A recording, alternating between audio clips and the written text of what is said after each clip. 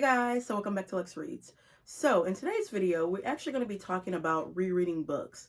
Now this has become a new occurrence for me. I think the first time I reread a book was 2021 because I don't reread books. It's like one and done. But sometimes you do have those books where you just want to revisit again, get back into the mind of the characters. Now for me to reread a book, like it has to be like fantastic. It's probably a 5-star for me. So let's just get started. So the first book I reread ever was The Great Gatsby by F. Scott Fitzgerald. Now, this is actually one of my favorite books. Y'all know, just go keep it real. I normally read Black literature, okay? So I do sprinkle a little bit of non-Blacks. But the first time I read this book, I was in high school. I was a junior in high school because it was required reading. Loved it. And then I wanted to and then I reread this back in 2021 because I read this book, which is When Washington Was in Vogue, a love story by Edward Christopher Williams. This is during the Harlem Renaissance. It was published during the Harlem Renaissance. Edward Christopher Williams, he is the first Black author to write in like letter form. And on the back of the book, I actually have 2 copies of this book, but the back of the other copy I have, it said it's a happier ending to Great Gatsby. And it honestly is, because just like in Great Gatsby, you deal with like the glamour, the parties, different types of like social class. It's the same thing, but again, it's a happy ending because you know what happens to Gatsby. It's just ridiculous. And y'all know Daisy and all, and who Tom, and yeah, this is a happier ending. Also, I love to see Black elites because you know sometimes in our books we be struggling and stuff like that. No. Next is The Color Purple. The first time I read this book, I was about 19 years old. I wanted to revisit this book after I saw the movie like a billion times. But I saw the movie back in like 2022 or something like that with my sister. I was like, you know what? I want to read the book again. And I'm so glad I did because I got even more insights. And of course, I can understand it more, you know, as a full-grown adult. And I think the reason why I want to read it again is I wanted to get more insight on Suge, and you do. You know, in the movie, they don't really explore that Suge has children with Mr., but she does. She has several. Also, Suge's first name is Lillian. And then, you know, it explores like their relationship. It does a tiny bit in the movie in the 80s. I wonder for the new movie, the musical, are they going to explore that? But I mean, this book is a classic. It's Alice Walker. Next is The Reader by Bernard Schlink. I watched the movie, and as you can see, this cover is like the movie cover. This is Kate Winslet. She actually won an Academy Award for her role as Hannah, ooh, how do you say her name? Hannah Schlitz or something. This is really good, y'all.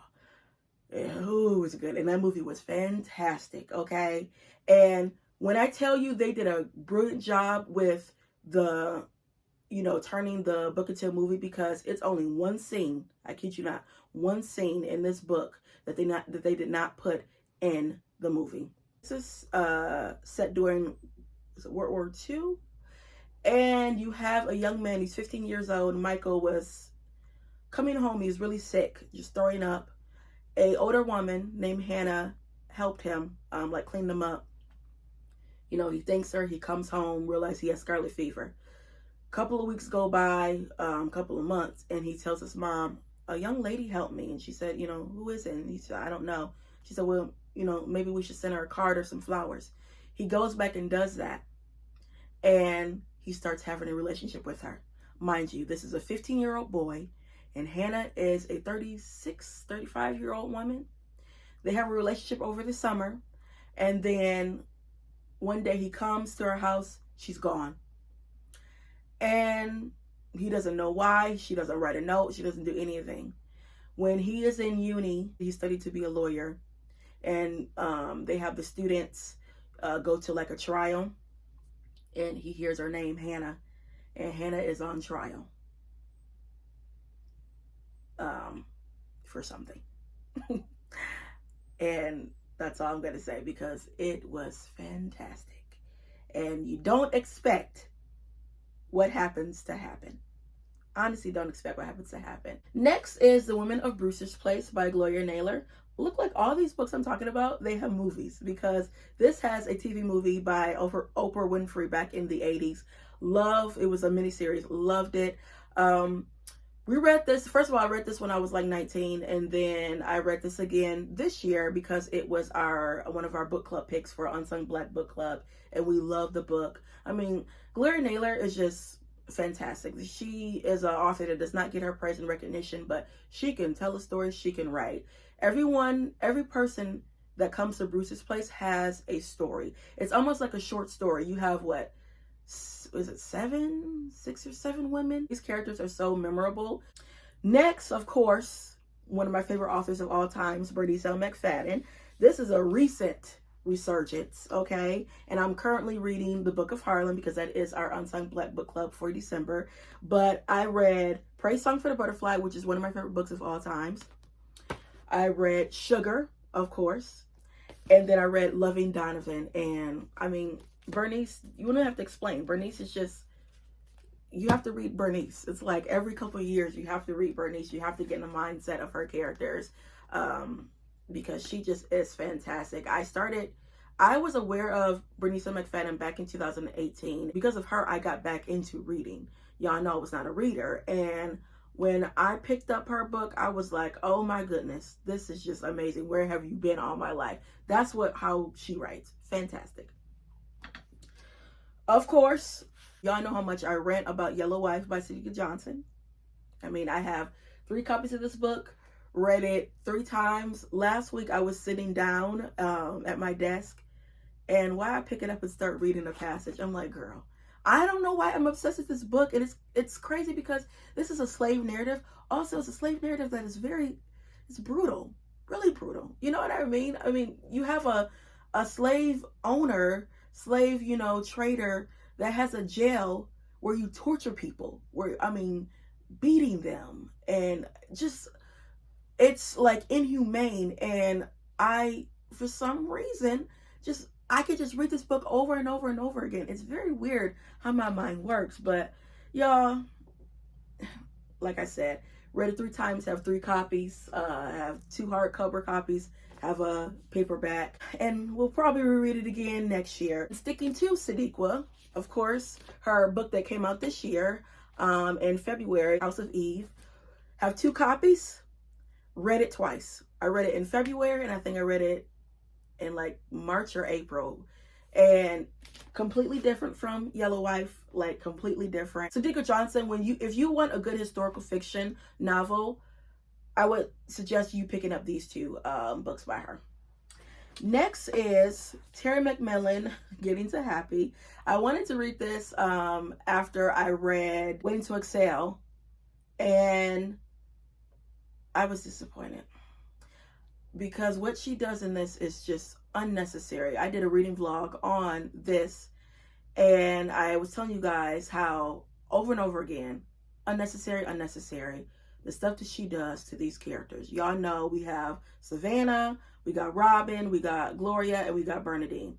Iconic characters, right? They're good. What she does to Gloria is, oh my goodness. Y'all know Gloria's the one that had a problem trying to get a man and stuff like that. She had her teenager son. What she did to her, y'all watch my vlog because y'all get the tea. Seriously? And then with Bernadine, it's like Bernadine cannot catch a break when it comes to relationships. Neither can Savannah. And then Robin, I think the only person that got to happy in this book was Robin. Terry, why did you do that? Why did you do that? I could have beat Terry for that. Lastly, again, Waiting to Exhale, because I read this and then wanted to read, Getting to Happy. The first time I actually read this, I listened to it, and if you listen to it on audio, first of all, they cut out a lot of chapters, which I don't know why. And then Terry McMillan is the one that narrates it, and no shade to Terry McMillan. She's one of my favorite, but she can't narrate her book. She doesn't have that voice, okay? Her voice is too rough and gruff, but that dialogue is fantastic. The book is fantastic. But yeah, they cut off a lot. So when I read it for the second time, physically read it, I was like, wait, this wasn't in the, in the audio. They don't the women are a part of this like social group. I forgot what it's called, but they don't mention that. They also don't mention Savannah kind of has a little rendezvous with another man other than Kenneth. I don't know why they did that, but yeah. But this 5 stars. This is 5 stars. I mean, like I said, kind of characters. My favorite probably is Savannah, but for some reason, my favorite is Savannah, but I do like Robin because she's so gullible and so naive, but she's a character that's still like entertaining and fun. When Robin comes on the page, you like want to know what's gonna happen, because she just says and does stupid stuff. It's like, girl, Russell not coming back to you. You know what I mean? He not with his mom and he with his wife. But I do like Savannah. Also in the movie, I mean, Savannah happens to be played by Whitney Houston, and I adore Whitney Houston, so yeah. But this actually is really good. This is so much better than Getting to Happy. Waiting to Exhale didn't need a sequel, because yeah, it didn't need a sequel. You still got closure from this book and even the movie. Yeah, I don't know why Terry did that, but if y'all haven't read Waiting to Exhale, I would say read Waiting to Exhale. There's no need to read Getting to Happy. If y'all watch my reading vlog, I give y'all oddity and drama, so yeah, you don't even have to read it. So yeah, guys, that is it when it comes to rereading books. Like I said, I don't have a lot because it has to be like a 5-star, or I just want to read it if it has a sequel like Waiting to Exhale. I do have some books that I do want to read, I would say, within the new year, and I probably will. Like, one that I can name on the top of my head is The Vanishing Half. I read that like way after the hype and was highly surprised because that book was fantastic. So yeah, that's the one I can like name on the top of my head. Also, I might explore Chimamanda Ngozi Adichie, because she was the first author that I read like African literature, and her writing is amazing. I probably will reread Americana, because Americana is just classic. So yeah, guys, that's all I have for you, and I'll be back with more Black books.